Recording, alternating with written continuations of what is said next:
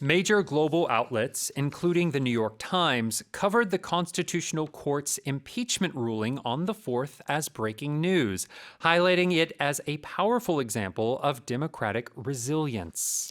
뉴욕타임스 등 세계 주요 외신들이 지난 4일 헌법재판소의 탄핵 선고 결과를 속보로 전하며 이를 민주주의 복원력의 사례로 주목했습니다. So this was very big in the news.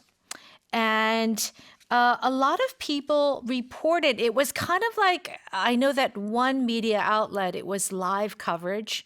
And they Yes. were just giving like, okay, 8:30 a.m., 9 a.m. Yeah, it was a big deal. Yes, it was. So some of the media outlets, the New York Times, Reuters, Kyodo News in Japan, Xinhua in China, they were all following what would happen very closely.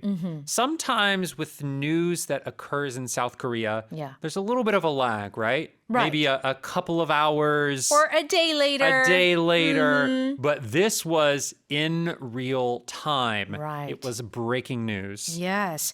And so they were basically saying in the news that it was a sign of democratic resilience. Okay. So now, after this has been decided, okay, so he has been removed, Yoon Suk-yeol has been removed from the office, the next step is the election. Yes. Okay. So they actually set a date.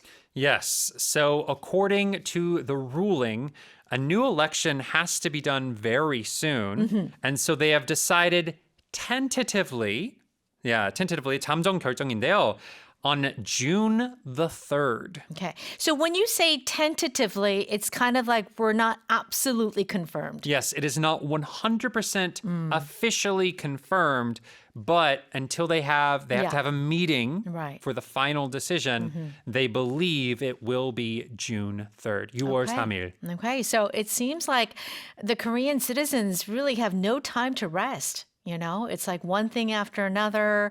And now we got to have the election. This is going to be a big turnout. Yes. And of course, with the tariffs, which we were just talking about, it is important that we get the government going again. Oh, yeah. So we can start focusing on some other issues. So a lot of the outlets were saying that we need to be united because right now we're just going through so much. There is So, definitely division. a lot of news. That's right. Okay, so democratic resilience. Now, 민주주의 복원력, but I want to focus on the word resilience, which is resilience. I like this word. 회복력이죠, right? Yes. If a person has resilience, right? What kind of person are they?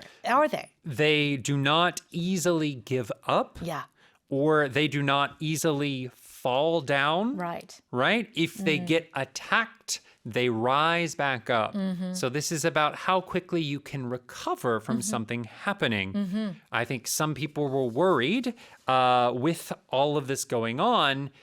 Things like, governments can fall apart. So the fact that the government did not completely fall apart. They recovered. Made And a we are decision. moving forward.